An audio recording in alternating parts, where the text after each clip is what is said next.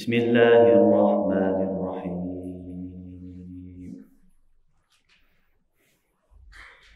يا أيها الذين آمنوا إذا نكحتم المؤمنات ثم طلقتموهن من قبل أن تمسوهن فما لكم عليهن من عدة تعتدونها فمتعوهن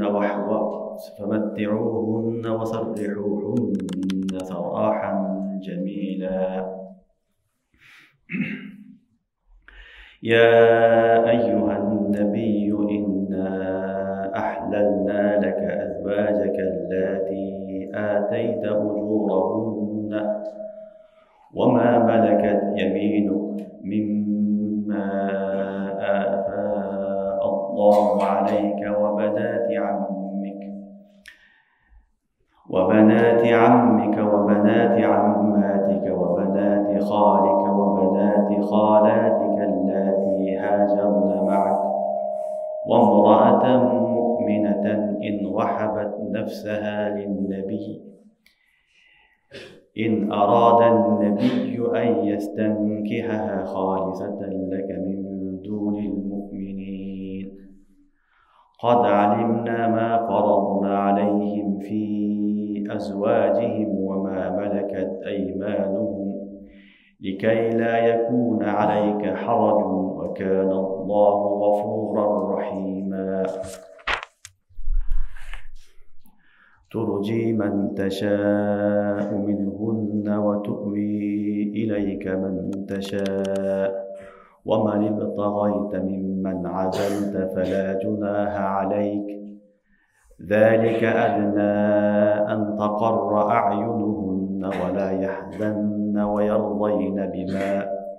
ويرضين بما آتيتهن كلهن والله يعلم ما في قلوبكم وكان الله عليما حليما. لا يحل لك النساء من بعد ولا أن تبدل بهن من أزواج ولو أعجبك حسنهن إلا ما ملكت يمينك وكان الله على كل شيء رقيبا. آمنت بالله صدق الله العظيم. Ey imandırlar, eğer sizler Müslüman ayallarga nikah kılıp, andan keyin alarga talak bersiңер, alarga kol тийгизиштен murda, alar үчүн силерге эсептей турган идда важип эмес. Аларга белек бергиле, жана аларды чырайлуу жакшы жол менен ажырашкыла. Ey пайгамбар, албетте биз сага халал кылдык, сен махрым берген аялдарыңды, жана кол астыңдагы Алла сага берген аялдарды сага халал кылдык. Жана абаңдын кызыны, жана эжеңдин кызыны, тайкеңдин кызыны, тайжеңдин кызыны сени менен кошо хижрат кылган. Буларды да сага адал кылдык. Жана муъмин аял өзүнү сага пайгамбарга арнаган болсо, эгер пайгамбар аны нике кылганды кааласа, аны да адал кылдык. Булардын баардыгы сенин үчүн гана хас, мусулмандар үчүн эмес, жалгыз сенин үчүн гана. Биз билебиз аларга эмне фарз кылганыбызды, алардын жолдошторуна эмне фарз кылганыбызды билебиз. Жана алардын аялдарына жана алардын кол астындагыларга эмне фарз кылганды билебиз. Ушулардын баардыгына сага кыйынчылык болбош үчүн өкүм кылдык. Аллах кечиримди боорукер. Аялдарынын кимисин кааласаң алыс кыласың, кимисин кааласаң өзүңө жакын тутасың. Ал эми бөлгөндөн кийин кайра өзүңө жакындашсаң сага күнөө эмес. Бул алардын кубанычтуу болуштугуна, курсан болушуна, капа болбоштугуна жана сен берген нерселердин баарына ыраазы болуштугуна жакыныраак болот. Аллах алардын жүрөгүңөрдүн баарын билүүчү, Аллах билүүчү жана жумшак. Эми сага bundan кийинки аялдар халал эмес. Жана аларды өзгөрткөнгө да болбойт. Башкалардын сага хусну жамалы жаксадагын, бир гана кол астыңдагы аялдарың Аллах ар бир нерсени күзөтүп туруучу. Ahzab surasının 49, 52 ayetleri, 3-4 ayet. Ahzab surasında Allah subhanahu wa ta'ala negizine üybülölük meseleleri köp bayanlaydı. Peygamberimiz sallallahu aleyhi ve sellem'de üybülösü, Peygamberimizin ayalları, köptөгөн ayallarga teşekkür meseleler uşul Ahzab surasında bayanlangan. Oşun üçün bu Ahzab suresi negizki Kur'an-ı Kerim'deki en muhim, aham sürelerden birisi. Bugünkü sabahta Allah subhanahu wa ta'ala nike boyunca, jana talak boyunca bir ayette hüküm bayandap atat. Buga çeyinki ayetlarda Allah subhanahu wa ta'ala Peygamberimiz sallallahu aleyhi ve sellem'de Zeynep binti Jahsh inemiz menen boğan nikesini bayandap. Anı kısaça bayanlayıp ötkönbüz. Emi bugünkü ayette Allah subhanahu wa ta'ala jalpı ele Müslümanlara kayrılıp bir hüküm bayandap atat. Ya eyyuhellezine amanu iza nakahtumul mu'minat. Allah ta'ala kayrılıp atat. Ey imandurlar, ey Müslümanlar, eğer sizler Müslüman ayallarga nikah kılsaňar, summa tallaqtumuhunna, keyin alarga talagını berip salsaňar, min qabli an tamassuhunna, alarga tiyişpey turup, kol tegizbey turup, alarga talak berip salsaňar, fama lakum alayhinna min iddatin ta'taddunaha. Emi sizler üçün, ayallardan sizler üçün idda kütüşlüğü şart emes. Famatti'uhunna, alardan belgele, wasarrihuhunna sarahan jamila, jana çiraylı jol menen, jakşı jol menen ajraşkıla degen ayat. Mına uşul ayatda, kıska ayatda Allah subhanahu wa ta'ala nikeden keyingi talaqtın hükümlerini bayandap atat. Nike bizde mazhabda özgöçe çok ibadat. Adam balası nike menen jaşagany jakşyrak deybiz, nikeh jaşagandan görä. Oşon üçün Abu Hanife rahmetullahi aleyh başkalar bardygy, özgöçümizde Abu Hanife rahmetullahi aleyh peygamberlerin sünneti deyil. Oşon üçün bizde mustahab, nikah sünnet, jana nikeleşken jakşyrak mesele. Jakşyrak ibadattan görüp, jakşyrak deyip ulamalar. Emi kede nikah bolgondan keyin eki jaş kelişpey kalat. Ana ajraşkanга toora kelet. Ajraşkanга toora kelсе şariatta anın yolunda aytkan talak jolu menen ajraşat. Talak jolu menen ajraşat. Biroq İslam dininde ajraşuudun talak jolundagı Kur'an-ı Kerim'de Allah Taala özü bayandagan. Peygamberge da kaldırgan emes, Allah Taala özü tüz bayandagan.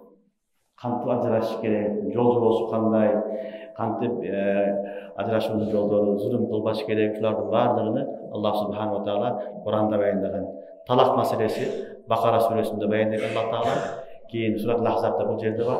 Kalgan tolgu menen Surat Talak'ta. Surat Talak degen atay bir sure düşkün. Allah subhanahu wa ta'ala oşol jerde talak meselesini to'g'ri bayandaydi. Talak meselesinin cüziyatları ayabay köp. Yette Kur'an-ı Kerim'de birle suresinden türünde aytıp atat. Ajraşkan uşunlarda eger ajraşkanга toora kelip kalsa, anda sizler famatti'uhunna, alarga belek bergile.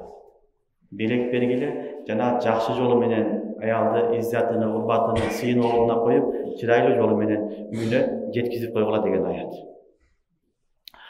Negizi ayal kişi menen nikah kılgan учурунда nikahde mahır aytılına jaytılbayt. İki süreti bolot. Bul mahır aytılbagan süreti. Mahır aytılbastan turup, ayalga jakındyk kılbastan turup, hılbay sahiha bolbostan turup, jima bolbostan turup, ayalga talak bergen bolsa, emi al ayalga idda wajib emes. Al ayalga emi idda wajib emes. Birөө menen kelişim kıldı, ekөө nikahleşti, hılbay sahiha bolgon jok, jima bolgon jok, keyin talagын berip saldı. Ertesi bayağı kız başkaga turmuşka çıgan bize çıga öğret. Al ayalga idda wajib emes. Mına uşul hükümdü Allah subhanahu wa ta'ala uşul jerde aytıp atat. Ya eyyuhellezine amanu iza nakahtumul mu'minat summa tallaqtumuhunna degen ayatda Allah subhanahu wa ta'ala mına uşul hükümdü bayandap atat. Demek ne kıldı? Ayalga üylöndü. Oşol zamandan nikeden keyin ele talak bergen bolsa, al ayalga idda wajib emes. İdda degeni bирөө нике кылгандан кийин талак берип салса, шариятыбызда аялга иддат важип болот дейт. Ал аял башка турмушка чыкканга чейин идда күтөт. Бул идда эркектин укугу. Ошо жолдошунун укугу. Шарият жолдошунун укугу кылып иддат важип кылат. Бул иддат ар түрлүү болот. Эгерде никесиндеги аял хамиле болсо, боюнда болсо, вазу хамл. Улатул ахмал ажалахунна айядана хамлахунна. Эгерде боюнда бар аялдар болсо, анын иддасы талак калган болсо боюнда туруп, төрөгөндөн кийин иддасы чыгат. Эми төрөгөндөн кийин башка бирөөгө турмушка чыкса болот. Төрөгөнгө чейин чыга албайт. Бул не боюнда бар аял, боюнда жок аял болсо анын эки сүрөтү болот. Хайыз көрүшү мүмкүн, хайыз көрбөшү мүмкүн. Хайыз көрөткөн аял болсо, аныкы 3 хайыз идда күтөт. 3 хайыздан кийин анан башка бирөөгө турмушка чыкса жайыз. Эгер хайыз көрбөсө, анда айлап күтөт. 3 ай. 3 ай идда күтөт. 3 айдан кийин баягы аял не кылат? Турмушка чыкса болот. 3-чү сүрөтү, 4-чү сүрөтү эри өлүп калган аял. Мунун да иддасы болот. Мутаваффан хазал. Эри өлгөн аялда 4 ай 10 күн күтөт. Мына ушинтип идданын 4 сүрөтү бар. 4 сүрөтү бар. Биринчиси декен боюнда бар аял болсо, талак алган учурунда анда төрөгөндөн кийин иддадан чыгат. Төрөгөндөн кийин башка бирөөгө турмушка чыкса болот деген сөз.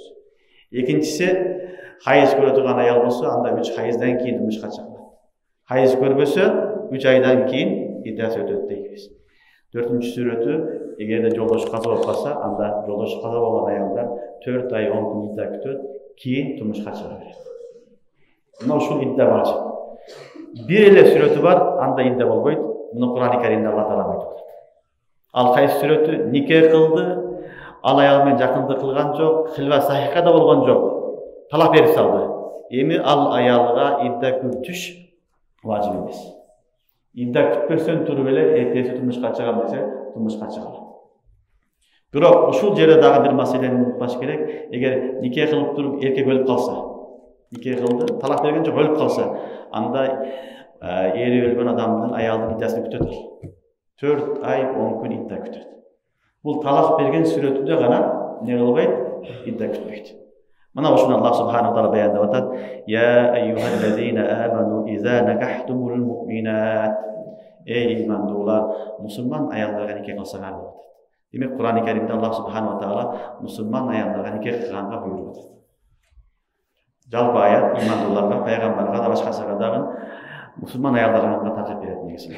Албетте динибиз китаби деп коет, ахли китап дейт, яхуд менен насараларга дагы нике кылса рухсат берет.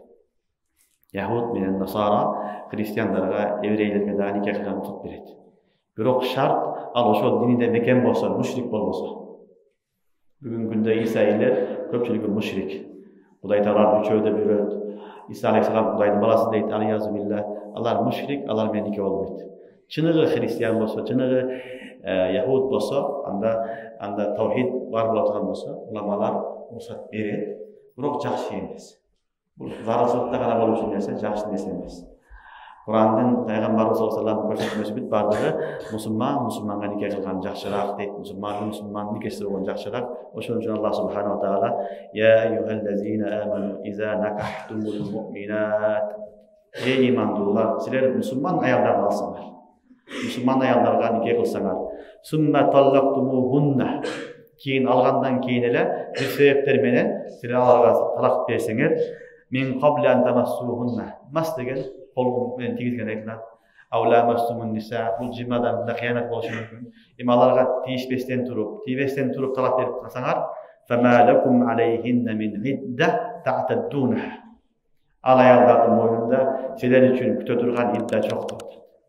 Sizler üçin kütö turgan iddasy jok. Imaga idda wajib emes degen söz. Daha bir meseleni bilmemiz gerek. Nikah kılgandan keyin kebir uçurlarda oşol erkek men ayal жалгыз bir bölmede kalgan bolsa, onu şeriatda hilva sahiha deydi. Hilva sahiha degeni oşol жалгыз kalgan bolsa, koşulbagan bolsa dele al ne bolot? Oşol koşulgan hükümde bolot. Andan keyin talak berse emin de kütөт. Bu suretü hilva sahiha bolgan emes, жакындык болгон эмес, экөөбү бир гана жуушулар аркылуу нике болгон, бири-бирин көргөн эмес, жолуккан эмес, эми талак берип салды, ошол сүрөтү. Ошон үчүн Кур'ан-ы Каримде Аллах субханаху ва таала мен qabla an tamassuhunna деп атат. Аларга тийиштен алдын, тийбестен туруп талак берген болсо, fama lakum alayhinna min idda ta'taddunha. Демек ушул аяттан биринде идда бул аялдын эмес, эркектин акысы. Ошон үчүн эркектин акысы болгон үчүн аялдар иддага отурат. Ал идданын сүрөттөрүн айтты. 3-4 сүрөтү бар. Буга эч кимге важип болбойт. Бир эле сүрөтү, эгерде эри каза болуп калса, ошол сүрөттө анда каза болгон эрин үчүн 4 ай идда күтөт, 4 ай 10 күн. Башка иддага важип эмес. Эми эмне кылат десе, famatti'uhunna деген сөз алардын акысын бергиле, белегини бергиле деген сөз. Эгерде нике болуп кошулбастан туруп талак берген болсо, мунун 2 сүрөтү болот. Махр аталган, айтылган, дайындалган, махр дайындалбаган болот. Махр дайындалган болсо, анда нисфи махр берилет. Нике кылынды, махрын айтты, 100 миң, 50 миң махр берем деп. Кабла үйүнө көчүп келгенден алып келиштер алдырды, талак берип салды. Эми шариятыбызда нисфул махр дейт, айтылган махрдын жарымын бересиң дейт. Жарымын бересиң дейт. Буну Кур'ан-ы Каримде Аллах субханаху ва таала Бакара сүрөсүндө айтат.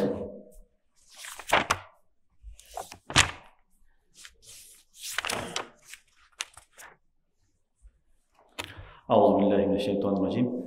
وإن طلقتموهن من قبل أن تمسوهن وقد فرضتم لهن فريضة فنصف ما فرضتم. Gördüңөрбү? Kur'anda aytат, эгер силер талак берип салсаңар, аларга кошулуштан алдын, وقد فرضتم لهن فريضة. Алардын махрын атаган болсоңор, فنصف ما فرضتم. Айткан нерсеңердин жарымын бересиңер деген аят. Ошон үчүн эгерде не кылса, никесинде кылаткан учурда махр да чечилип калган болсо, Qabla cima talak berip atsa, anda nisf mahr berет. Эгер mahr айтылбаган болсо, анда бул жерде нике болгон аялга белек беришлик важип болот. Белек беришлик важип болот. Famatti'uhunna деген сөз ушул. Сен нике кылды, mahr айткан жоксуң, талак берип салдың, эми аял кишиге эмне махрын беришиң керек. Бул жерде mahr беришлик важип болот. Калган сүрөттөрдүн баарында mahr мустахаб баягыдай белек беришлик важип болот. Калган сүрөттөрүндө белек беришлик мустахаб болот. Махрдан сырткарыдагы белек беришлик мустахаб. Ошону Аллах Таала айтып атат, эгер силер келишпей калып никесини бузуп калсаңар, анда иддага отурушулук аларга важип эмес. Famatti'uhunna аларга белегини бергиле дейт. Белек деген эмне десе, уламалар айтат, белек ошол аял кишине толук бир катар кийим сарпай, баштан аяк бир сарпай беришлик аял кишиге эркектин мойнунда милдет болуп калат. Нике кылган үчүн эле ал киши эмне кылат, эми ошонун важип милдети, ага үстүнө көйнөк, астына шалбар, башына жолук бир катар кийим кылып беришлик ага милдеттүү болуп калат. Мына ошону Аллах субханаху ва таала famatti'uhunna деп атат. Калган сүрөттөрдө талак берген учурларда дагы кийим кылып беришлик аял кишиге мустахаб амал. Бир эле сүрөттү важип ушул жерде, калган сүрөттөрүндө эмне экен? Мустахаб амал. Аллах субханаху ва таала айтып атат, эми иддат важип эмес, бирок аларга эркек эмне кылсын дейт? Жолдошу белек катары кийим кылып берсин. Wasarrihuhunna sarahan jamila. Sarrihuhunna деген сөз ажырашкан деген сөз. Ажырашсаңар дагы чырайлуу жолу менен ажырашкан дейт. Чырайлуу жолу менен ажырашкан дейт. Шарияттын өкүмү эрди катын келишпей калса, биринчи fa'idhuhunna wahjuruhunna fil madaji. Алла Таала Кур'анда айтат, биринчи эки тарафты түшүндүргүлө дейт. Насихат кылгыла, түшүндүргүлө, баягындай экөөнү элдештиргенге ынтымак калып келе дейт. Болбосо эркек төшөгөнү бөлүп койсун дейт. Экинчи. Ага да көнбөсө эки адилеттүү адам келсин дейт. Кыз тарафтан, бала тарафтан экөө келип аларды ынтымакка чакырып, ой пикирин айтсын. Ага да болбосо эми талак болчу келет. Урушуп калып эле талак берген болбойт. Наразы болуп калып эле болбойт. Нике кылганда кандай ойлонуп, пикир кылып, машвара кылып, бирөөлөр менен кеңешип, сурап жатып нике кыласың? Худду ошондой эле талак маселесине дагы шашылбастан эмне кылыш керек? Этап менен акырын акылдашып, кеңешип, анан талак бериш керек. Талак оюн эмес. Хадисте пайгамбарыбыз саллаллаху алейхи вассалам халалдардын ичиндеги эң жаман, Аллага жагымсыз талак деген. Abghadul halal ilallah at-talaq. Allah'a jagımsız halalların içindeki nerseniki talak. Allah süybeydi. Biroq majbur bolup beraverse şariat bersen bolot deydi, talak düşöt. Oşoň üçin talakka uluşup ketip ele bolbogon uşaktın negizinde, bolbogon sözün negizinde, fitnan negizinde ele talak berбеш керек. Birinci, düşündürüp işlerini yürütüş gerek. Ынтымакка чакырыш керек, elde etiş gerek. Erkek narazı bolганын көрсөтүш керек.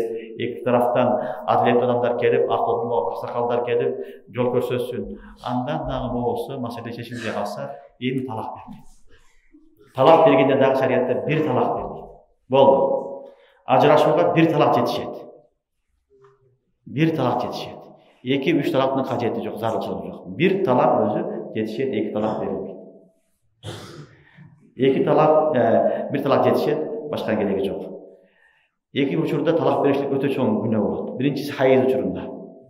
Аял киши хайыз учурунда болсо, үзүрлүү абалда болсо, талак беришлик өтө чоң күнөө.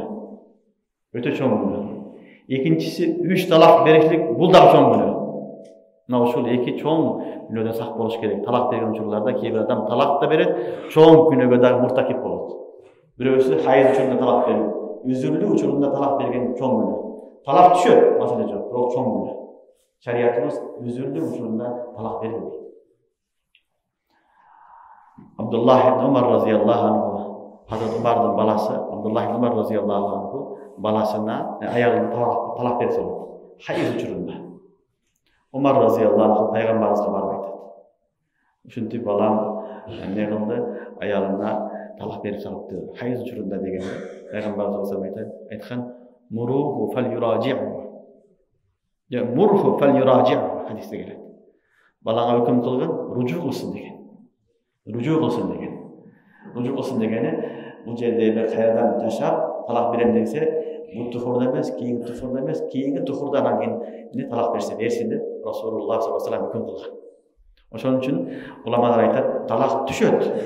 Biroq hayız uçurunda, ayaldan üzür kelgen uçurunda talak bergen çoң günö deydi. Çoң günö. Oşon üçün talakты tuhur alanına berilir, tazalıkta berilir. Kalagan uçurda emas, hayız uçurunda talak berişlik özü çoң günö. Oşon üçün Hazret Umar radıyallahu anhu şahit kılışkan. Evreyler başkalar şahit kılgan. Şahit olorun aslında Umar radıyallahu anhu özden keyin halifeler katары 6-7 adam sumuş kılgan. Menden keyin uşulardın biröösүн tandap halife kılgan. Bir cemaat tüzgөн. Oşonun içinde 6 adam bolgon, 7-incisi Hazret Abdullah ibn Umar bolgon. Balası da bolgon. Biroq 6 adam bolgon. Anan aytkan 6 adamды koyosуңар dagы kayсы cemaat adamga köbürөөк basım jasalsa, oşogo çeşim kılır деген. Eger 6 adam da 3-3 bolup kalsa, bul jagda 3 adam bolup kaldı, 3'ten bolup kalıp 2 adam ortada bolup kalsa, Abdullah ibn Umar kayaka bayağı nime kılsa, koldosa, kimni koldosa, oşo tarapты halife kılasın деген. Hazret Umar radıyallahu anh. Oşonda biröөлөр kelip aytkan, Hazret Umarga, emnege balаңды халифелик кылып койбойсуң, балаңды дагы 7-чи кылып кошуп койбойсуң дегенде айткан сөзү бар. Бул балам халифе эмес, аялына талак бергенди билбейт деген. Бул ошол сөз айткан. Хайыз учурундагы талакты эске алып айткан, халифалык эмес, балам не аялына талак бергенди билбейт деген. Деп Hazret Osman Abdullah ibn Umar radıyallahu anh fakih sahabaların birisi. Halifalыкка татыктуу адам edi. Bu ata sayıldı. Ayağına talak vermegen adam halife kılmaydı. Деп Hazret Umar radıyallahu anh. Anan aytkan, menin üylömde urpagımdan bir adam jetet деген. Men uşul kıyamat günü uşuga Allah Taalam soğuk da berбесе, azap da berбесе uşu jetelik bolan деген. Men bu beylikti, bu mansapты көтөрө албайм. Men балдарыма дагы каалабайм деген. Umar'dan urpagından bir adam oluşup jetet деп өзү көрбөй калган. Demek ne oldu? Talak berişlik çoğ masele, oşon üçün talak şaşpaş gerek. Talakta ne kılış gerek? Nikah kılganda biröөлөр менен кеңешип, акылдашып, машбара кылып, talak nikah kılganda эле talak учурунда да кеңешиш керек. Кеңешип, акылдашып, анан talak бериш керек. Ансыз talak берген болбойт, шариатта аны жаман көрөт. Кур'ан-ы Каримде Алла Таалам "Басаррихухунна сарахан jamila" чырайлуу, жакшы, адилеттүү жол менен не кылат? Талак берген. Бүгүнкү биздин талактар не болот? Эрди кат мурса кетет, талак берет, анан эки тараф келет, урушат, аны кууп чыгат, аны эмне кылат, аны акарат кылат, кордойт, тебет, урат, сөгөт, анан жооп кетет. Эки куда бири-бириге душман болгонун талап ажырайт. Бул таптакыр шариаттын өкүмүнө каршы келген нерсе. Шариатта ажырашмагандай эмес. Шариатта мына акылдашып башка кылып келишпей калгандан кийин эгер махрум болсо махрум берет. Эгер баягыдай болсо нисп нахл берет, баягы сүрөтүндө болсо мештеге айтпаган болсо аялга эмне кылат? Бир баштан аяк сарпайын берип, анан кийин экөөбүз келишпей калдык. Сенин тагдырың башкада экен, менин тагдырым башкада экен. Сен ыраазы бол, ахиретке Кудайдын астына барганда экөөдөн таза болойлук. Сен да бактылуу бол, мен да бактылуу бол деп, аны урмат сый менен, кандай үйдөн урмат сый менен келген болсо, ошондой урмат сый менен кызды үйүнө апарып койсун дейт. Мына ушул шариаттын ажырашуу жолу. Мына ушул ажырашуу шариаттын жолу. Кандай кыз башында урмат сый менен келген болсо, ошондой урмат сый менен алып барыш керек. Албетте идда учурунда идданы күтүү эркектин үйүндө болот. Ошол убактагы нафака бүт баары эркекке милдеттүү болот. Бирок андан кийин эгер ажырашам десе, аны кордобостон, урбастан, сөкпөстөн, урушпастан сый урматы менен алып барып коюш керек. Жана эмне кылыш керек? Ар бир ажырашканда бир катар кийим беришлик бул дагы милдеттүү. Андан сырткары аял киши ажырашып кеткен учурда аял кишинин алып келген кийимдери, алып келген сарпайлары, алып келген буюмдары, сеттери бүт баардык аялдын милдети. Аны кайтарып бериш керек болот. Эркек аны басып алып калып, өзүнү кууп жөнөтүп, мен бербейм дегени чоң күнөө. Бул бирөөнүн акысы. Алып келген төшөгү, килеми, идиш табагы, буюмдары бүт баардыгы аялдын милдети. Аялдыкы. Ажырашып калса, ал эркектики эмес, аялдыкы алып кетет.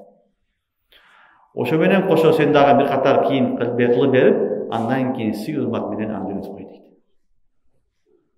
Пайгамбарыбыз саллаллаху алейхи ва саллям бир жолу бир аялга үйлөнөт.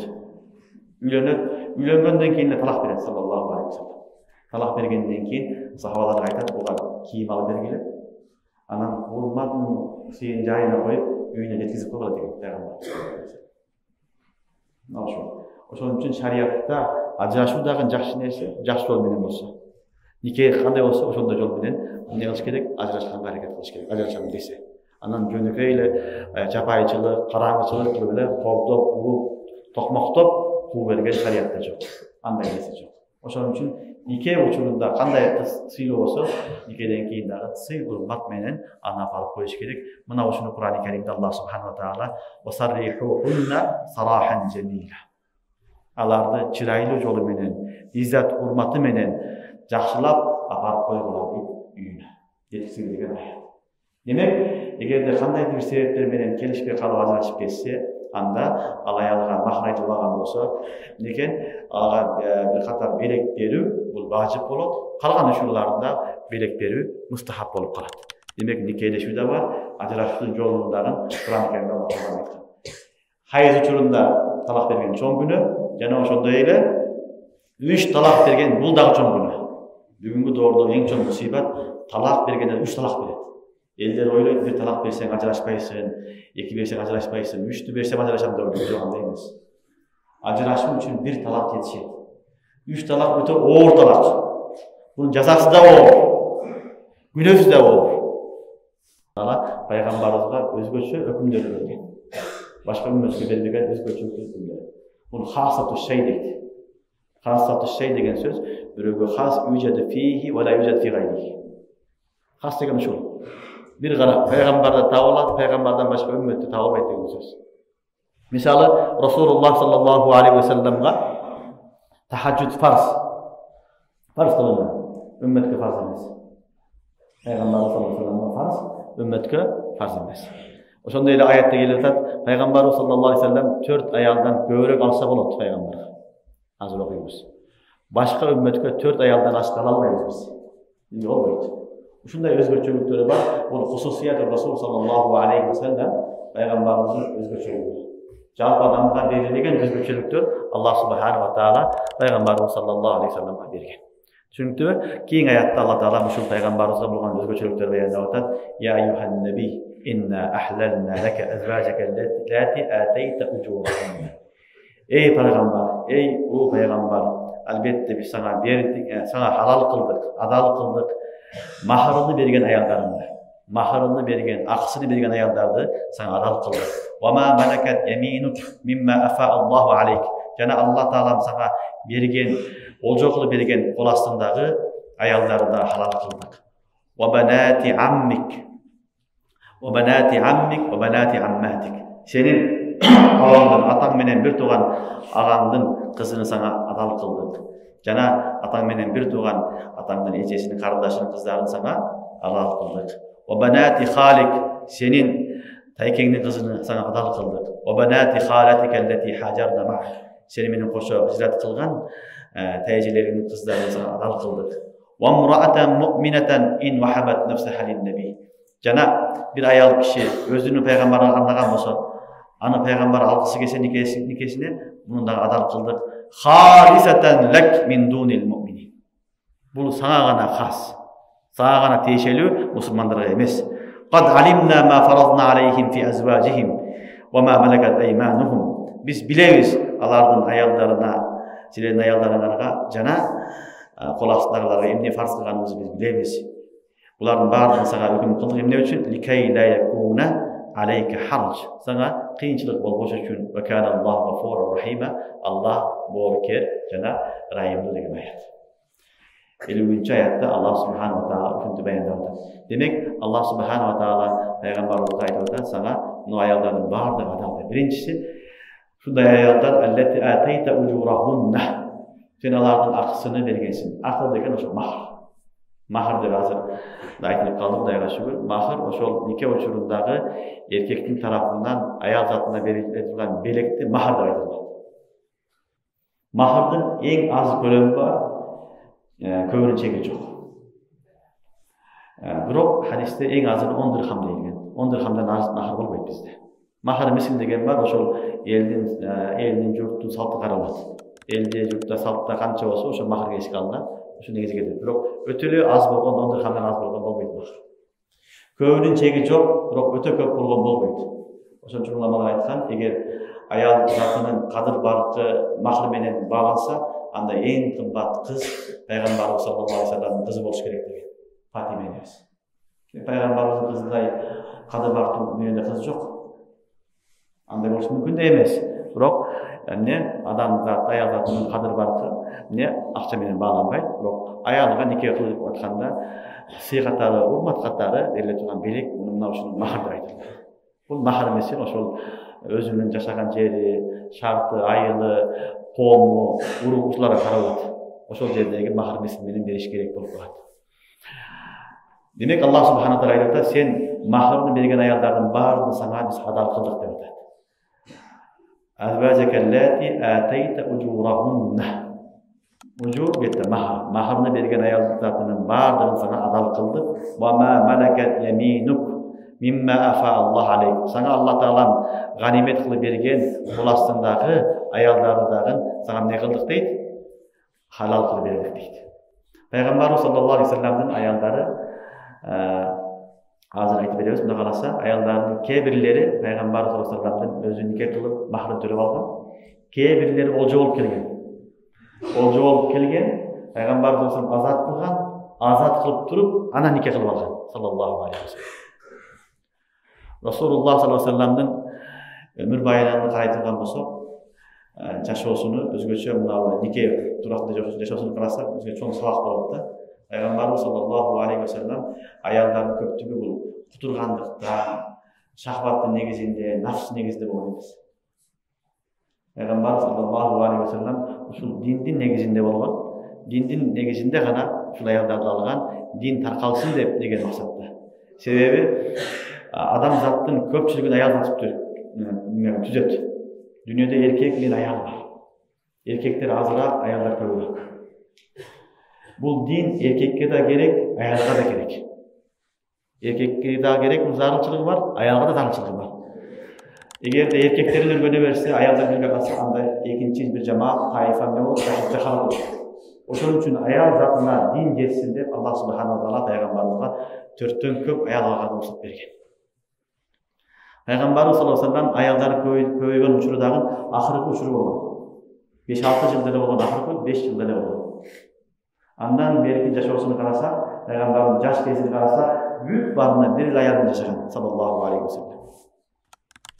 Пайгамбарыбыз саллаллаху алейхи вассалам 25 жашында 40 жаштагы аялдардан Хадича энебизди өзү сунуштаган Хадича энебиз 40 жашында болгон, ага чейин 2 турмуш көргөн.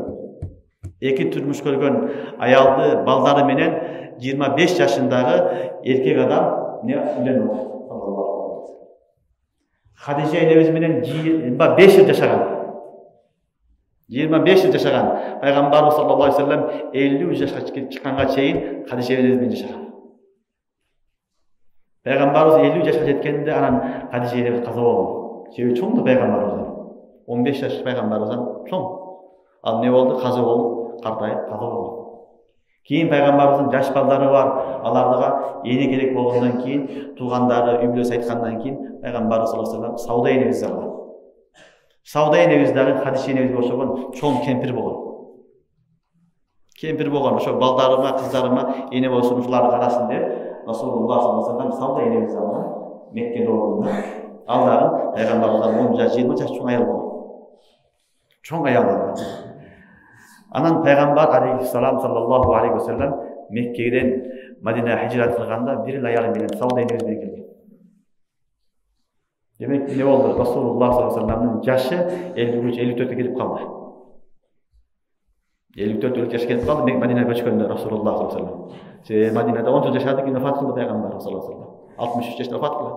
Көчүп келгенде 53 жашында болгон саллаллаху алейхи вассалам. Бир аял. Анан 1 жылдан кийин Айша энебизге үйлөнгөн. 3-чү аялы ким? Айша разияллаху. Андан кийин 1 жылдан кийин Хафса энебизге үйлөнгөн. Умар бинти Умар разияллаху. Андан кийин пайгамбар саллаллаху алейхи вассалам Зайнаб бинти Жахш энебизге үйлөнгөн. Куранда азыр окудуңар өткөн сабактарда. Бул 5-хижриде үйлөнүп атат. Пайгамбар алейхиссаламдын тарыхын карасак, Расулуллах саллаллаху алейхи вассалам акыркы 55 жаштан 60 жашка чейинки аралыкта гана аял алган. Бир гана кыз аял алганы, бир гана Айша энебиз, калганы бүт бардыгы бева. Турмуш көргөн, элден ажыраган, алардын да калганда ошол курбанчылыктарын эске алып алган. Алардын жолдоштору дин жолунда курбан болуп, жаны малын аяп, шахид болуп кеткенден кийин аял. Ошолорду Пайгамбар саллаллаху алейхи вассалам кадырлап саллаллаху алейхи вассалам. Караганда 60 жашта анта аял көбөйүшүнүн кажети жок. Кереги эле жок. Бир аялды башорун болот. Расулуллах саллаллаху алейхи вассалам ошол аялдар аркылуу аял затына дин жетсин деген максатта гана үйлөнгөн. Андан кийин арада анан башка аялдарды алган. Мисалы Жуайра разияллаху, Сафия разияллаху, буларды Пайгамбар саллаллаху алейхи вассалам туткун болуп келгенден кийин азат кылып алган. Пайгамбар саллаллаху алейхи вассалам буларды алганда дагы башка коомдорду өзүнө тартыш үчүн алган. Интибак үчүн алган. Умму Хабиба энебиз, Умму Хабиба бинт Абу Суфьян. Абу Суфьян көбүнчө пайгамбарга душмандык кылган. Кафир доорунда эң каттуу душмандык Абу Суфьян болду. Акыры мусулман болду. Фату Меккада мусулман болду. Ого чейин пайгамбар саллаллаху алейхи вассалам не кылды? Кызын алган. Умму Хабиба энебиз. Ошол интибак болсун. Андан кийин ал уруш кылбастан акыры ислам динге келген. Ошол Сафия бинт Хуяй Бани Курайзадагы еврейдин кызын алган пайгамбар. Ошол коом менен мындай жакшы калып болсун, аралашып кетелик, алар да динге келсин деген максатта пайгамбар саллаллаху алейхи вассалам. Ошон үчүн пайгамбар саллаллаху алейхи вассаламдын бүт бардыгы Аллахтын тарафынан, Аллах өкүмү менен алган. Анын баарында чоң хикматтары бар. Ошон үчүн Расулуллах саллаллаху алейхи вассалам өзүнүн тарафтан аялдар алган эмес, Аллах таала өзү тандап берген. Ошол аялдарды айтып атат: "Аллати атайта ужурахунна ва ма малакат яминука мимма афа Аллаху алейк." Ошол акысын берген, махалын берген аялдар сага адал, жана сенин кол астындагы туткун болуп келгендер, алар да сага адал. Жана сенин өзүңдүн бир тууган агаңдын кыздары адал. Бир тууган атаңдын бир тууган эжесинин сиңдисинин кыздары адал. Жана сенин тайжеңдин кыздары адал деген аяттан Алла таала не кылды? Булар да адал, бирок шарт аллати хаджарна маак. Эгер алар сени менен кошо хижрат кылса деди. Бул пайгамбар хусусияты. Пайгамбарыбыз ошол доордо мусулман болгон аялдар hicrat kılıp Medine'ye kelse, oşolar adal bulgun. Mekke'de kalsa adal bulgun emez. Biroq жалгы musulmanlarga Mekke'de kalgan bolsa деле musulman bolsa adal bulgun. Köptөгөн sahabalar bolgon, ayalдар Mekke'de kalgan. Çünkü Mekke'de kalgan, алар никеси боло берет. Biroq Peygamberge Allah Taala özgöçe aytып атат, seni menen hicrat kılıp kelgen bolsa, oşol ayalдар sana adal. Al endi hicrat kılmagan bolsa al bolboyt. Oşoň üçin Medevada Kur'an-ı Kerim'de Allah Teala ve banati khalatika allati hajarna ma'ak. Seni menen koşo hicrat kılıp kelgen uşul tuğandarının kızları da sana adal. Andan keyin dagы bir hikmet aytты. Wa mura'atan mu'minatan wahabat nafsaha lin-nabi. Egerde bir musulman ayal özünü sana hiba kılsa, sana özünü ne kılsa, hadiye kılsa, belek kılsa, in aradan nabi yestankihaha. Peygamber da men nikah kılgan kalasa, bul dağın halisatan lak min dunil mu'minin. Bul dağı sana senin için adam musulmanlara emir. Peygamberimiz doğrunda kebir ayallar kelip özlerini peygamberimize men sunuştagan, meni alınız dep. Bana eşlik kerek emes dep mergan peygamberimiz sunuştaşkan. Oşonday ayallardan Peygamber sallallahu aleyhi ve sellem alganlar bolgon, almaganlar bolgon, sahabalarga berip aldırganlar bolgon, şunday bolgon. Peygamberge kelip, ahirette Peygamberimizin ayağı bolup turaydı, kebir ayallar kelip özlerini sunuştagan. Men sizge nikehingizge turayın, siz nikehingizdi alыңыз деп Peygamberimize tapşırgan. Peygamberge aleyhisselamga birөө kelip özünün nikehini tapşırsa, hiba kılam siz, men sizge alыңыз men ruhsat berem dese, şariat ruhsat berет. Mahırsız ruhsat berет. Mahır berişlik milletli emas. Biroq Rasulullah sallallahu aleyhi ve sellem kança ayal algan bolsa, büt barıga mahır berген. Mahırsız algan emas. Şariat ruhsat berет. Mahır berbey berişke peygamberge. Öz aytadi Kur'an-ı Kerim'de Allah Teala halisatan lak min dunil mu'minin dep atat. Biroq Rasulullah sallallahu aleyhi ve sellem büt bardık ayallarına mahır bergen. Sallallahu aleyhi ve sellem mahır berbey koygan emas. Birinci mesele. İkinci mesele, eğer bu peygamberden başka жалпы musulmanlarga birөө kelip bana mahır keregi jok dese, ne bolot dese, bolboyt. Mahır berişlik milletli bolot. Ayal kişi bana mahır berbeyle koy dese dagы sakıt bolboyt. Düşüp kalbayt. Bergenge milletli üstü. Mahır şunçalık akışırlar dese, ayal bana keregi jok dese dagы şeriat jok. Sana beriş kerek, mahır berişsin deyt. Bugün kim nikah kılam, uylenem dese, anda mahır beret. Köz kelişip alıp, sen berbeyle koydu, yanı barıp, dağıla targıp berip, kızıktırıp, mahır berip, albayla koydu, etkan sonra besiniz. Erkek adam mahırını beriş gerek. İşte ne mahırını verir? Peygamber sallallahu aleyhi ve sellem وَلَوْ خَاتَمَ مِنْ حَدِيدٍ degen. Çok degende bir temirden bolsa da yüzlük bergen degen bir sahabaga. Özünçe mesele anlaşıldı. Oşun üçün mahırga işte mahırın daha berişlik erkekli milleti. Alemi Peygamberge aleyhisselamga birөө kelip özünü tapşırsa, men sizge hadiye kıldım özümdü, vahabtu leke dese, leke dese, bol, nikah bol verir. Peygamber kabul kılsa. Alemi bizge kelip birөө aytsa, jok kabul kılmaydı. Biz ne kılış gerek? Nikah kılıp atkan uçurda erkek adam mahır belgenge biz düz milletli biz. Qad alimna ma faradna aleyhim fi azwajihim ve ma malakat eymanuhum degen ayet şunda da var. Demek ne oldu? Peygamber sallallahu aleyhi ve sellem'e kebir ayallar kelip sunuştagan özünü Rasulullah sallallahu aleyhi ve sellem algan uçurlar bolgon, alganda dagı Rasulullah sallallahu aleyhi ve sellem mahır bergen. Mahır berbestен bekar algan emes. Rasulullah sallallahu aleyhi ve sellem hiç neyse bekar algan emes, büt bağının arkasını bergen.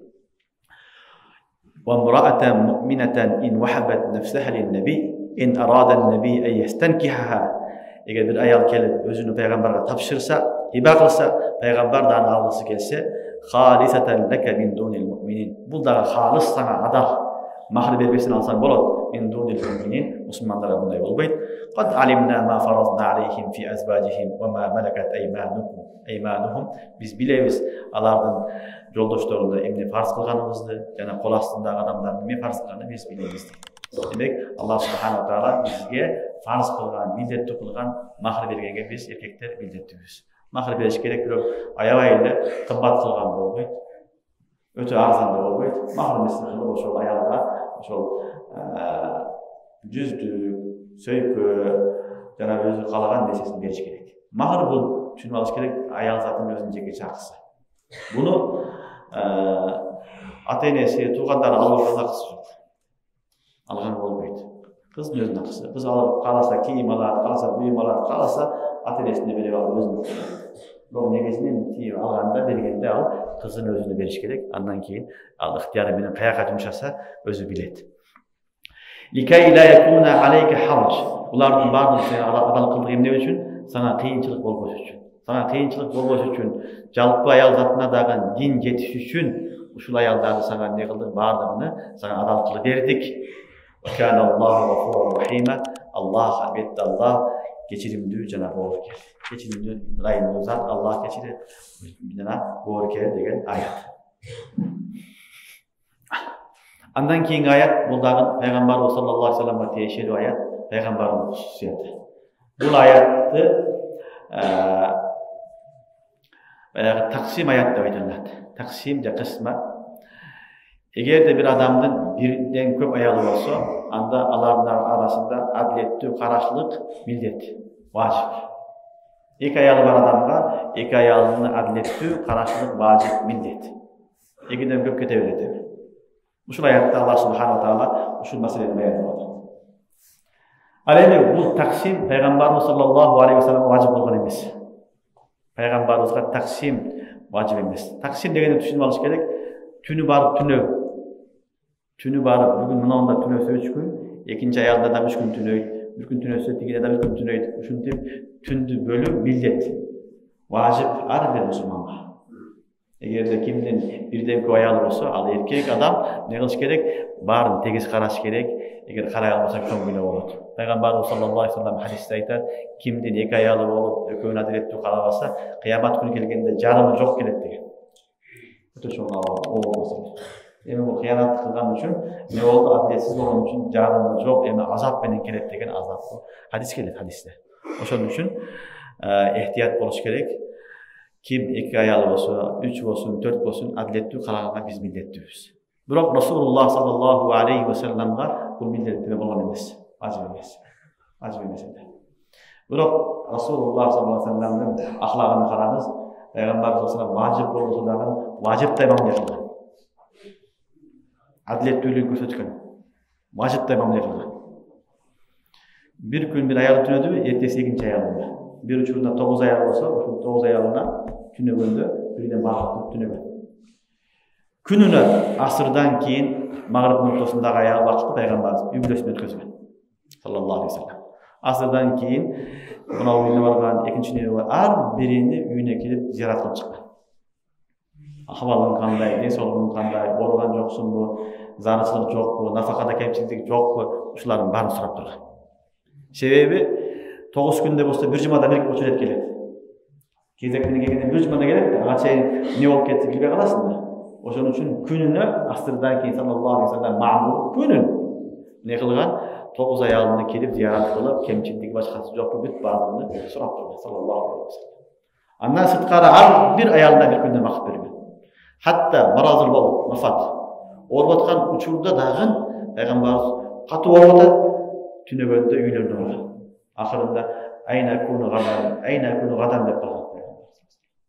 Катуу болгондо мен эртең каяка барамын, эртең кимдин кезеги, кимдин үйүнө барам деп пайгамбарыбыз ушун дегенде аялдары пайгамбарыбызга оор келип атат, ооруп атса анан кайра көчүп жүрүш кыйын деп туруп, анан баардыгы уруксат берген Айша энебиздин үйүндө эмне кылганы, пайгамбар ушул жерде эс алып, ушул жерде пайгамбарга кызмат кылсын деп уруксат беришкен.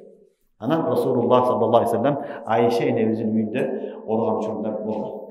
Ошол жерде пайгамбар турган жерде. Ошол учурда пайгамбар Айша эне айтат, менин күнүмдө, менин очуретим келген күнү пайгамбарга фат кылды деген. Дүйшөмбү күнү болгон. Дүйшөмбү күнү менин үйүмдө, менин кезеги келген күндө Расулуллах саллаллаху алейхи вассалам менин астымда жатып жан берди деп Айша фахр кылат. Себеби башкалардын күнү тайын да, башка күн өткөн болсо анын күнү болуш керек да. Андай болгон жок. Менин күнүмдө, менин үйүмдө, менин астымда жатып Расулуллах саллаллаху алейхи вассалам жан берди деп эмне кылат? Айша эне фахр кылат. Саллаллаху алейхи вассалам. Ошондой кылып Расулуллах саллаллаху алейхи вассалам аял затына мамиле кылган.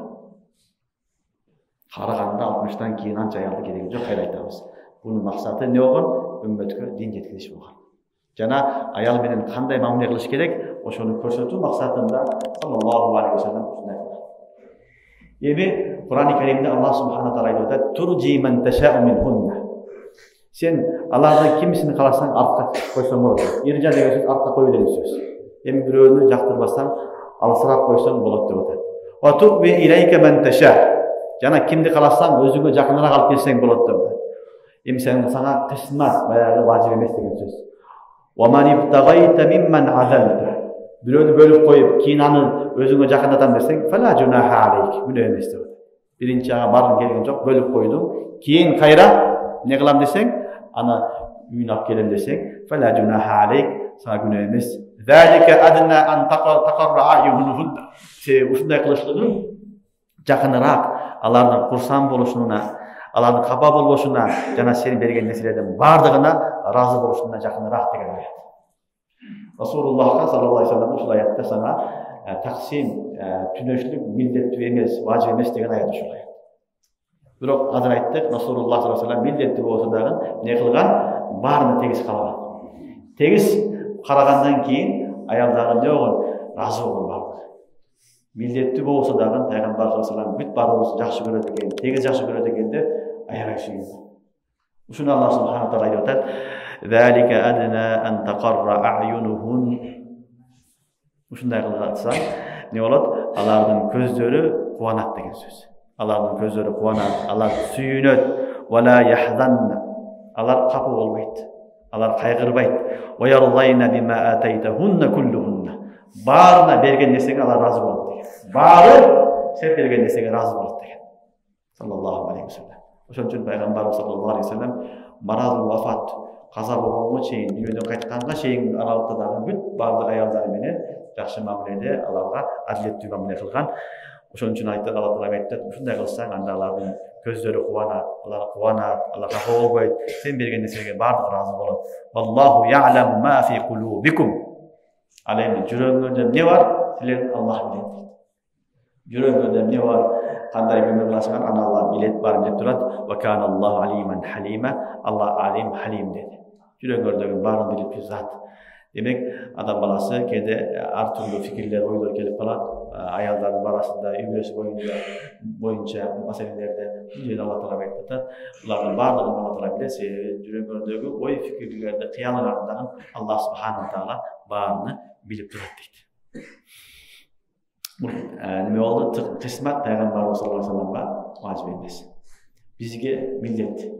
Эгерде үммөттөн ким азыркы мусулмандар, буга чейинки мусулмандар, кийинки мусулмандар ким бирден көп аялы болсо, анда адилеттүү карашлыгы, адилеттүү багуу милдет.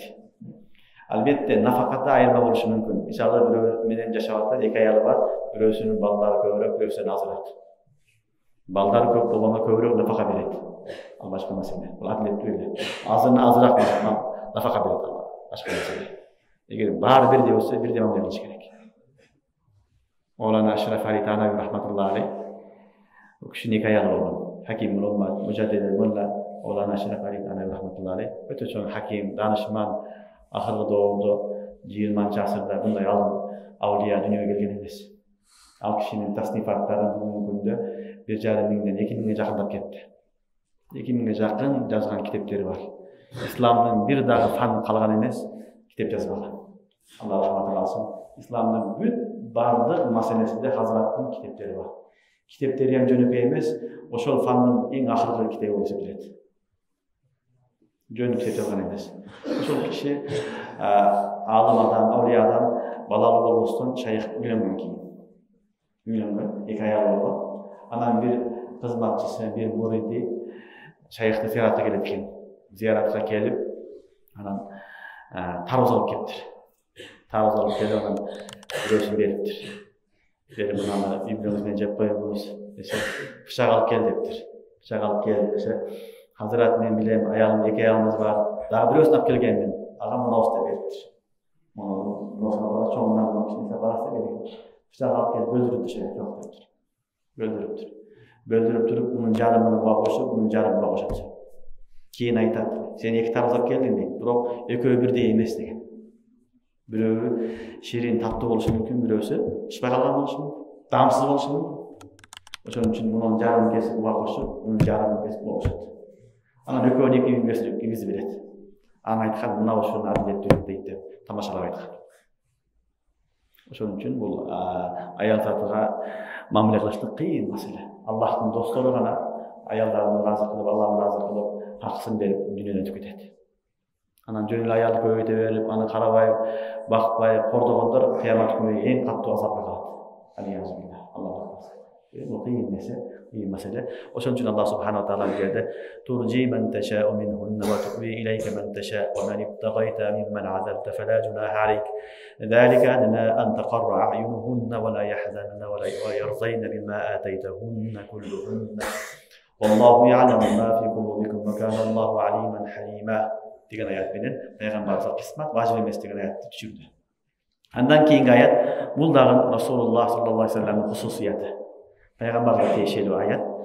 لا يحل لك النساء من بعد ولا أن تبدل بهن من أزواج ولو أعجبك حسنهن. Эми мындан кийин сага аялдар халал эмес, адал эмес. Жана бул аялдарыңды өзгөрткөнгө да болбойт. Башкалар сага жакса дагы. Илля ма малакат яминук, бир гана кол астындагыларды аялдарга аласың. Ва кана Аллаху ала кулли шайин рақиба. Аллах бардыгын күзөтүп карап турат деген аят. Бул баягы пайгамбарыбыз саллаллаху алейхи ва саллям аялдарына ыктыяр берген. Ыктыяр аятын окудук өткөндө.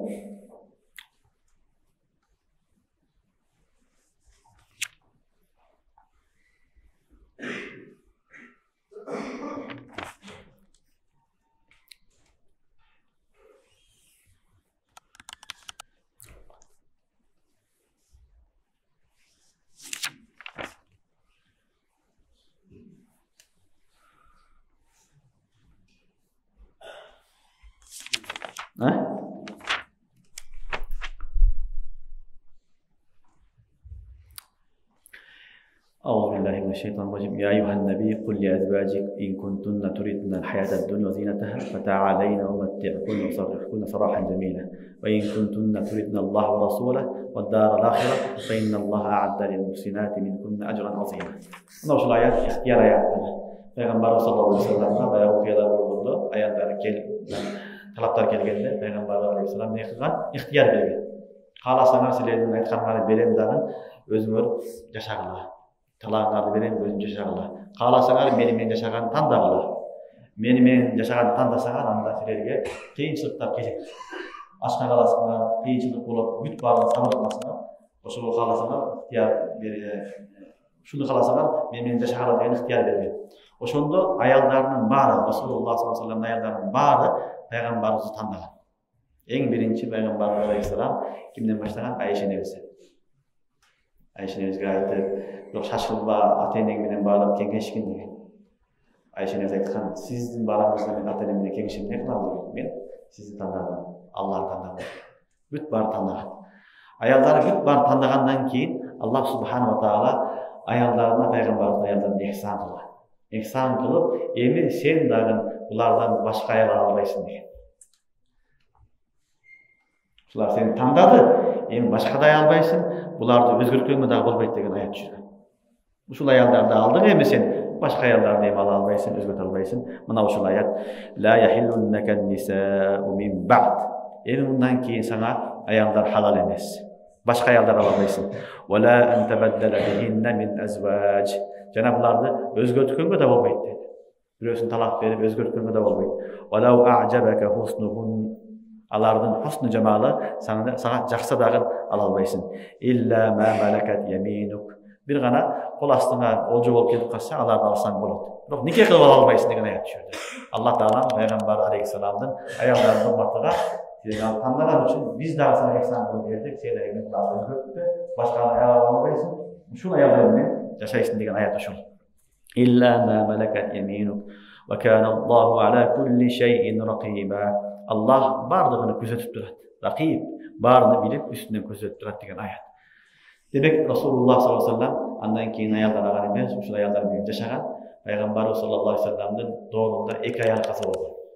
Пайгамбардын тирүү кезинде эле биринчи Хадиша энебиз Мекке доорунда эле каза болгон. Пайгамбар ал убакта 50 жашта болчу. Andan keyin Zeynep binti Huzeyma. İki Zeynep деген ayol var Peygamberimiz sallallahu aleyhi ve sellem. Zeynep binti Jahsh Kur'an'da ayet düşken ayol. İkincisi Zeynep binti Huzeyma. Zeynep binti Huzeyme'nin özleri Peygamberimiz tiri kezinde kazı oldu. Kalgan ayolları Peygamberimizden keyin kazı olacak. Kalgan ayolları bardığı Peygamberimizden keyin kazı oldu. Allah subhanahu wa ta'ala ayol zatından şunday iş algan ümmetke köptөгөн ayollarning masalesi usul ayollarga jetken. Özgöçe misalı bir ile Ayşe nemiz alsak Ayşe nemizin özünün 2210 hadis rivayet kılınat. Bir ile Ayşe nemizin özünün 2210 hadis rivayet kılınat. Uşul Ayşe nemiz arkalı ümmetke bizge jetken uşul hadisler. Köpçülüğü artırlı meselede, ayarlara teşhir meseleler. Demek ne oldu? En köp hadis rivayet kılgan ayarlardan uşul kim болады eken? Ayşe nemiz. 2000'den aşık, 2210 hadiste Peygamberimiz sallallahu aleyhi ve sellem'den Ayşe nemiz arkalı. Başka ayarlardan da tolturak rivayetler geldi. Anan Ayşe nemiz öte fakih ayar oldu. Mujtahid ayar oldu. Köptөгөн sahabalar mesele çeşilmeye kalganda barıp soruştu. Ayşe nemizin 200'e yakın sahabi şagirdleri oldu. Sahabiya, sahabi. Erkek ayar olup 200'e yakın şagirdleri oldu. Barıp mesele sorap duruşkan. Sebebi Peygamber sallallahu aleyhi ve sellem'in yaşaosu, sırt yaşaosunu sahabalar görüp durgan, içki yaşaosunu bibliotekana görüptü. Üyünde kandı yaşayıp, tünü evinde kılar, kandı uktayıp, kandı tamak yiyip, video yaşaosunu ayardan başka hiç kim bilmeydi. Onun için Allah subhanahu wa ta'ala Peygamber'in içki yaşaosunu, sırt yaşaosunu büt barıp koşatıp koydu. Negisi adam balası tabiatında özünün yaşaosunu bile koşatıksı gelmeydi. Sırtta kanday olsa eller çoğu bağ bere, içki yaşaosunu köp bilmeydi. Şunday bolgan jakşı özünde boluş керек. Bирок Allah'ın Resulü sallallahu aleyhi ve sellem'de Allah tarafından yapılan al kişinin içki yaşaosundagı, sırtlı yaşaosundagı aynektey bolup görünüp turат ümmetke. Büt bardygy. Al bir mesele geçeyin Peygamber sallallahu aleyhi ve sellem'in yaşaosu aynek siyahtı bolup biz üçün görünüp turat sallallahu aleyhi ve sellem. Laqad kana lakum fi Rasulillah uswatun hasanah. Çünkü o için Peygamber aleyhisselam da oluşu qiyin boluş mümkün emas. Senin büt barlık ahvalın elin astında duradi. Bizdeki bar çapanın içinde jaşların barlığı. Sırtları var, jaş görünür, içkisini ayalım menen, tuğandarım menen, başka menen hiç kim bilmeydi. Bilsen korkup ketesin. Kaçıp ketesin. Resulullah sallallahu aleyhi ve sellem Allah subhanahu wa ta'ala içki yaşaosundagı ayallar arkalı ümmeti getirip bakar. Sallallahu aleyhi ve sellem. Oşol bir eleyneviz, Ayşe neviz 2210 hadis rivayet kılan. Hadis kitaplarında. Oşol arkalı köptөгөн ümmetke ne licetken. Oşol üçün Resulullah sallallahu aleyhi ve sellem'den ayallarının köptüğü başkası, o özünün nafsı, özünün yaşaosu üçün bolgan emas, ümmet üçün, din üçün bolgan. Sebebi ayttık, 55 yaşka çeyin aralığı qarasаңa büt bardygy bir ayal menen aldağı özünden 15-20 yaş çoң kartaygan kempirler menen yaşagan. Keyin algan ayallarda keyin ahırda 5 yılda bolgan. 55'ten 60-62'ye çeyin aralıktan bolgan. 5-6 yıldan kalganından da alındığı maksatı Allah'ın balları menen alıp bakkan ballarını. Allah'a ballarını ata bolgan. Jardam kılgan. Oşo niyetinde sallallahu aleyhi ve sellem. Oşon üçün Peygamber aleyhisselam'ın hususiyetleri var köp, özgöçülükleri köp. Uşularda mına uşul 3 ayatda negizinen Allah subhanahu wa ta'ala Peygamber aleyhisselam'ın hususiyetini beyanladı. Hususiyet degeni Peygamber'den tavalat başkası tavalaydı. Khasatu şey ma yujadu fihi ve la yujadu fi gayrihi degen söz. Khasatu şey oşunda tavalat başkası tavalmaydı. Peygamber'den adamlar ruhsat verildi. Peygamber'den başkasına ruhsat verilmeydi degen söz. Demek Allah subhanahu wa ta'ala çınında öyle bizge Peygamber'in görülen, onun için bizim sırtlı yaşaoğumuz, eski yaşaoğumuz büt bardığı toluk Peygamber'imizin yaşaoğusuna gelirse onda biz maktulubuz. Onun için Allah subhanahu wa ta'ala laqad kana lakum fi Rasulillah uswatun hasanah degan. Allah subhanahu wa ta'ala barımızı maktulub kılsın, ayarlarımız bilen adiletli ve mevlatlarını kılsın, dünya ahiretini yaşamak versin. Subhanakallahumma ve bihamdike.